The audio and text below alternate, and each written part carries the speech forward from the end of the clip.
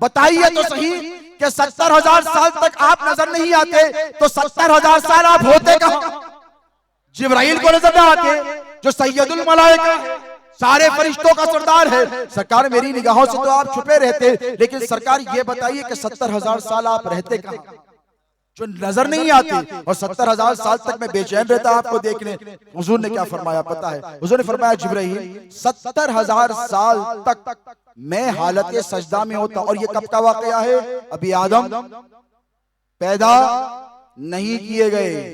कौन तो नबियम व आदम बैनल माई व तीन में उस वक्त अभी था जब आदम मट्टी और पानी के दरमियान। इधर मट्टी पड़ी थी उधर पानी पड़ी था, तब भी मेरे नबी मौजूद थे।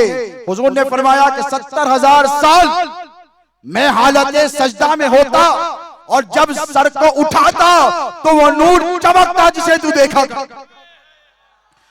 तू देखा करता। तो जिब्राइल कहने लगे या रसूल अल्लाह 70,000 साल आप अल्लाह से हम बयान करते।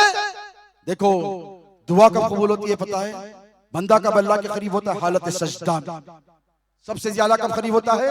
हालत सजदा में। इसीलिए सजदे में जाकर दुआएं मांगी जाती है। बोलिए हुजूर का भी यही तरीका था, सजदे में दुआएं करते, उम्मत के लिए दुआएं करते, हुजूर दुआओं पे दुआएं करते। आका 70,000 साल के बाद सजदे से सर को उठाए हैं, नूर चमका है। अल्लाह ने पूछा हबीब क्या चाहता है? किसी ने किया है ऐसा सजदा? बोलो किसी ने की है ऐसी हमद? नहीं, जैसे मेरे नबी ने की है। हुजूर फरमाते हैं कि 70,000 साल के बाद सजदे से मैं जब सर को उठाता तो अल्लाह कहता कि महबूब मांग, क्या मांगता है? तो मेरे मुस्तफा फरमाते मेरे लबों पे एक ही दुआ होती, रब्बी हबली उम्मती, मौला मेरी उम्मत तेरे हवाले कर दे, मेरे मौला मेरी उम्मत तेरे हवाले कर दे। नारे रिसालत, नारे रिसालत। अरे कितनी खुशनसीब है ये उम्मत। आदम के आने से पहले भी हुजूर को हमारा ख्याल है, दुनिया में आए हैं हमारा ख्याल है। मौला अली मुश्किल कुशा फरमाते हैं कि हुजूर ने वसीयत फरमाई थी कि मुझे गुस्ल भी अली देगा, कब्र में भी अली उतारेगा। मौला फरमाते मैं उतरा खबर में, जरा सोचें कि सहाबा पर क्या हाल रहा, अहले बैत पर क्या गुजर रही होगी। किसी ने सोचा हुजूर चले जाएंगे, ऐसे चले जाएंगे, 63 बरस की उम्र मुबारक में चले जाएंगे, ऐलान नबूवत किया सिर्फ 23 साल का अरसा हुआ, ऐसे चले जाएंगे। आका अलैहिस्सलातु वस्सलाम कब्र में लेटे हुए। कहां पर? कब्र में लेटे हुए। मौला ने लिखा दिया और उसके बाद मौला ने देखा कि हुजूर के लब हिल रहे हैं। हदीस के अल्फाज सुने, हुजूर के लब हिल रहे हैं। देखें हुजूर को सबसे ज्यादा किससे मोहब्बत थी? घर वालों में सैयद आसिफ, ठीक है नहीं? और किससे मोहब्बत थी? किसके लिए बेचैन हो जाते? हसनैन करीमैन के। मस्जिद नबवी में चलते फिरते आते तो खुतबा रोक देते, सजदे में हालत सजदा में बैठ जाते तो सजदा तवील कर देते। तो मौला ने ये सोचा होगा कि हुजूर सैयदा को याद कर रहे हैं। मौला ने ये भी सोचा होगा, हो सकता है मैं आलम तसव्वुर में जाकर सोच रहा हूं, मुझे सोचने दे। मौला ने ये भी सोचा होगा कि हसनैन करीमैन को तो याद नहीं कर रहे हैं। अब तवज्जो है आपकी, आपकी तवज्जो है।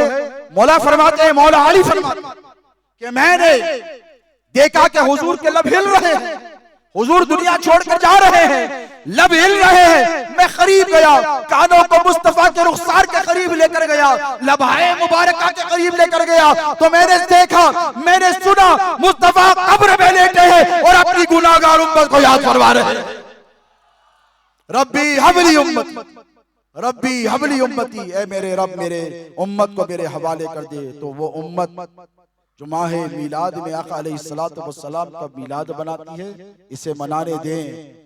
हम ऐसे नबी के गुलाम हैं जिन्होंने जिंदगी भर दुनिया के बनने से पहले और खब्र में भी आज हुजूर को अगर किसी का ख्याल है तो अपनी उम्मत का ख्याल।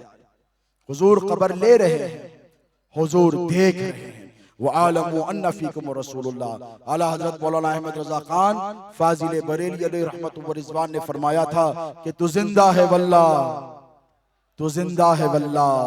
मेरी चश्मे आलम से छुप जाने वाले, मेरी चश्मे आलम से छुप जाने वाले, फयगफिरु लिमन यशाउ व युअज़्ज़िबु मन यशा। शहजादे गौसे आजम फरमाया करते थे, एक वाकया बयान करके अपनी बात को खत्म कर रहा हूं इंशाअल्लाह, कि हुजूर चलवागर हैं, लेकिन मिलाद मनाएंगे ना तो बगैर किसी हिसाब किताब के, बगैर किसी हिसाब किताब कहां जाएंगे? बोलिए जाएंगे। ये अल्लाह का इख्तियार। किसका इख्तियार है बोलिए? अल्लाह का। हुजूर तशरीफ फरमाए, सरकार ने फरमाया अभी अभी मुझको जिब्राइल अक्सर फरमाया करते थे वाकया बाबा अलैहि रहमत व रिजवान कि अल्लाह ने जिब्राइल के जरिए मुझे ये पैगाम भेजा है कि अल्लाह ने मुझसे ये वादा किया कि बगैर किसी हिसाब व किताब के मेरी उम्मत में से, आपकी तवज्जो है अल्फाज पे, बगैर किसी हिसाब व किताब के मेरी उम्मत में से इतनों को जन्नत अता फरमाएगा। कितनों को बोलिए? इतनों को। अमीरुल मोमिनीन सैयदना उमर फारूक देखते रहे और उठकर ठहर गए। अब देखे नबी का इख्तियार किसे कहते हैं। कहने लगे या रसूल अल्लाह थोड़ा बढ़ा दीजिए ना। क्या कहा? थोड़ा बढ़ा दीजिए।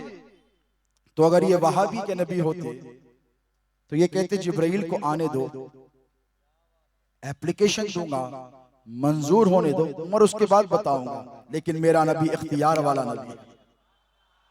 हुजूर ठहरे और मिंबर पर ठहरे और पे ठहर के कहा अभी अभी अल्लाह ने मुझसे वादा किया। अब जिब्राइल हट गए। पहले जिब्राइल आए थे ना, अब हदीस के अल्फाज पे जिब्राइल हट गए। अब डायरेक्ट बात हो रही है, जिसे हदीस कुदसी कहते हैं। हुजूर फरमा रहे हैं, नबी का इख्तियार देखो। हुजूर फरमाए अल्लाह ने मुझसे अभी अभी वादा किया है कि मेरी उम्मत में से इतनों को बगैर किसी हिसाब किताब के, बोलिए बोलिए, जन्नत में। फिर बैठ गए, फिर ठहर गए। हजरत उमर कहने लगे या रसूल अल्लाह थोड़ा और बढ़ा दीजिए ना प्लीज। हुजूर फिर ठहरे और ठहर कर इतना कहा। कितना किया? बोलिए इतना किया। और कहा कि अल्लाह ने मुझसे वादा किया है कि मेरी उम्मत में से इतनों को बगैर किसी हिसाब किताब के जन्नत में दाखिल फरमा देगा। जब चौथी मर्तबा हजरत उमर उठने लगे तो अमीरुल मोमिनीन सैयदना अबू बकर सिद्दीक ठहर गए। उनको गवारा नहीं हुआ कि हुजूर को बार बार जहमत दे रहे, और ठहर कर कहने लगे ए उमर ये क्या लगा रखा है कि थोड़े बढ़ा दीजिए, थोड़े बढ़ा दीजिए। अरे अल्लाह ने चाहा तो मेरे नबी की एक उंगली के इशारे से सारी उम्मत को बगैर किसी हिसाब किताब के जन्नत में डाल देगा। ये है मेरे मुस्तफा का इख्तियार दोस्तों। ये है वो इख्तियार वाले नबी का मामला। उस नबी का ध्यान रखो दोस्तों, उस नबी का तसव्वुर रखो दोस्तों, उस नबी की याद को दिलों में जिंदा रखो। है किसी ने जिसने तुमसे ऐसी मोहब्बत की है, बोलो ये दुनिया फानी है, खत्म हो जाने वाली है, सारे रिश्ते मुनक़ते हो जाने वाले हैं, एक ही रिश्ता रह जाएगा, वो गुलामी रसूल का रिश्ता। बोलिए इस रिश्ते पर नाज है ना, है कि नहीं? और जिस रिश्ते पर नाज होता है ना, उस रिश्तों का नाज उठाना पड़ता है।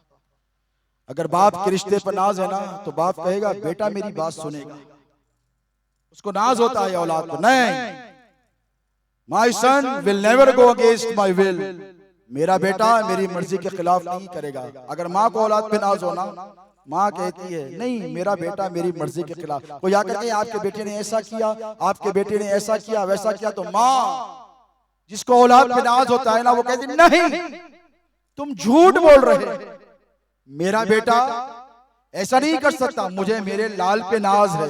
बोलो मुझे मेरे लाल पे नाज है। तो अगर तुमको और हमको हुजूर की गुलामी पर नाज है तो इस गुलामी के रिश्ते का हमको नाज उठाना पड़ेगा। वो कहे उठाएंगे इंशाअल्लाह।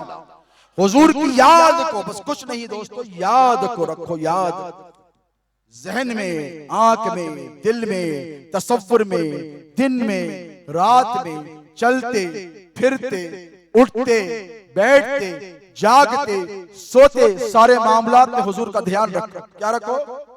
बोलो हुजूर का देखिए जो सुन्नतों पर अमल होता है ना, किसके लिए? हुजूर ने फरमाया अलैकुम बिसुन्नती, तुम्हारे लिए मेरी सुन्नत है, तुम्हारे लिए मेरी सुन्नत है, तुम्हारे लिए मेरी सुन्नत। ये आप जन्नतुल बकी जाएं, देखा होगा जन्नतुल बकी में भी लगा है हुजूर की हदीस अलैकुम बिसुन्नती, तुम्हारे लिए मेरी सुन्नत। क्या छोड़ के गए हुजूर? दो चीजें, इन्नी तरक्तुम फीकुम मुस्तक़लिन किताबुल्लाहि व अहलु बैत। उसके बाद क्या फरमाया? अलैकुम, बोलिए अलैकुम बिसुन्नती, अलैकुम बिसुन्नती। एक बात अर्ज करूं आपसे, एक गिलास पानी पीते हैं ना, देखिए हुजूर का ख्याल कैसा रहना चाहिए। एक हम हैं जो भुला बैठे हैं हुजूर की अजमतों को, रिफअतों को, मोहब्बतों को, नवाजिशों को, इनायतों को, और एक हुजूर है जो पल पल हमको याद फरमा रहे हैं। एक गिलास पानी अगर कोई शख्स पी रहा है तो एक छोटा सा बच्चा देखेगा, कहेगा बाबा आप ये गलत काम कर रहे हैं। तो बाप बेटे को देखेगा, क्यों बेटे? तो बेटा कहेगा बाबा पानी ऐसे नहीं पीते, हमारे मौलवी साहब ने बताया है कि बैठकर पानी पीना सुन्नत है। बोलो क्या है? बैठकर पानी पीना सुन्नत है। तो बाप ने कहा हाँ बेटा मैं भूल गया था। क्या करा था? बोलो। जब भूलेगा ना सुन्नत को नहीं, नबी को भूलेगा तो सुन्नत को भूलेगा। मसला ये नहीं कि सुन्नत को भूल गया, दरअसल नबी को भूला है। तो अल्लाह के नबी ये चाहते हैं कि ए मेरे उम्मती, अगर तू एक प्याला पानी भी पी रहा है तब भी तुझे मेरा ध्यान रहना चाहिए, मेरा तसव्वुर रहना चाहिए, मेरा ख्याल रहना चाहिए। अरे हम गुनाहगार हैं सही, लेकिन एक गिलास पानी भी पीते हैं तो मुस्तफा जाने रहमत का दमकता चमकता हुआ चेहरा हमारी निगाहों के सामने होगा। खाना खाओ, नबी का ध्यान रहे, सरकार ऐसे खाते थे। पानी पियो, नबी का तसव्वुर रहे। मामला करो, नबी का तसव्वुर रहे। गुफ्तगू करो, नबी का तसव्वुर रहे। दोस्तों अगर जिंदगी ऐसी हो जाए तो फिर इस जिंदगी के क्या कहने। तो कहीं कोशिश करेंगे इंशाअल्लाह, कहें कोशिश करेंगे कि हम जिएंगे तो नबी की याद लेकर जिए, नबी का तसव्वुर लेकर जाएंगे। और अगर ऐसा हो जाए ना तो समझ लेना कि आप कामयाब हो गए। दुनिया भी आपकी रहेगी, आखिरत भी आपकी रहेगी। मैं ज्यादा बातें नहीं कहता, बस इतना कहता हूं कि आज जश्न मीलाद पाक मुस्तफा के इस मुक़द्दस, मुतबर्रिक और मकबूल जलसे, जिम्मेदारी से कह रहा हूं मकबूल जलसे, क्योंकि इखलास की बुनियाद पर जो बज़्म सजाई जाती है, कोई तमगा या इनाम दे न दे, मुस्तफा मदीने से आकर इनाम देकर जाता है। ये आज के जलसे के जितने वॉलंटियर्स हैं, मैं जिम्मेदारी से कह रहा हूं कि हुजूर आपके इंतजामात को देख रहे हैं, हुजूर मुलाहिजा फरमा रहे हैं। किसी की तरफ से तमगा मिले ना मिले, हश्र के मैदान में आपका ये जलसा आपकी मग़फ़िरत के लिए काम आएगा, आपका जमा होना काम आएगा। फयग़फ़िरु लिमन यशाअ व युअज़्ज़िबु मन यशाअ, अल्लाह जिसे चाहे माफ करे। व युदखिलुल जन्नत बिग़ैरि हिसाब, और मिलाद मनाने वालों के लिए खुशखबरी है कि बगैर किसी हिसाब व किताब के जन्नत में अल्लाह दाखिल फरमाएगा। अल्लाह से यही दुआ है कि मौला यहाँ जितने हाज़रीन हैं तेरे नबी के वफादार हैं। हम गुनाहगार सही मौला, लेकिन तेरे नबी के गद्दार नहीं, वफादार। बोले कहे हैं हम हाजिर हैं परवरदिगार, अपनी खताओं को लेकर हाजिर हैं, अपने इसियां को लेकर हाजिर हैं, अपनी नाफरमानियों को लेकर हाजिर हैं। लेकिन मौला हमारे हाथों में तेरे नबी पाक अलैहिस्सलातु वस्सलाम की निस्बतों का दामन है। ए अल्लाह हमारी तरफ न दे, इस दामन करम पर रहम फरमा मौला, इस निस्बतों पर रहम फरमा। ए बारी ताला, आज की इस बज़्म को नौजवाना ने इंजन बोली फलक नुमा अतराफ अकनाफ के जितने लोगों ने सजाया है, ए बारी ताला इनकी इस खिदमत को कबूल फरमा। ए परवरदिगार दुनिया माफिया में इन्हें अजर अजीम अता फरमा। बारी ताला यहाँ जितने हाज़रीन हैं इन सब की हाज़री को कबूल फरमा। ए अल्लाह कहने सुनने समझने में अगर हमसे कोई खता लफ्ज़ सरज़द हुई हो तो अपने फजल और करम से माफ़ फरमा। ए पाक परवरदिगार इस बज़्म को अपनी बारगाह में कबूल फरमा। यहाँ जितने मद्दाहान रसूल हैं जिन्होंने आका व मौला अलैहिस्सलातु वस्सलाम की नातें गुनगुनाई हैं, ए अल्लाह इनकी इन मिधत सराइयों को कबूल फरमा, इनकी हाज़रियों को कबूल फरमा। और परवरदिगार जितने यहाँ पर हाज़रीन हैं इन सब पर अपना फजल और करम फरमा। जब तक जिंदा रख हबीब पाक अलैहिस्सलातु वस्सलाम का वफादार बनाकर जिला, आका की सुन्नतों पर अमल पैरा होने की तौफीक अता फरमा। मिलाद पाक मुस्तफ़ा के तक़द्दुस का, उसकी हुर्मत का, उसकी अज़मत का और उसका अदब का हमें ख्याल रखने की तौफीक अता फरमा। अब मेरे बाद इंशाअल्लाह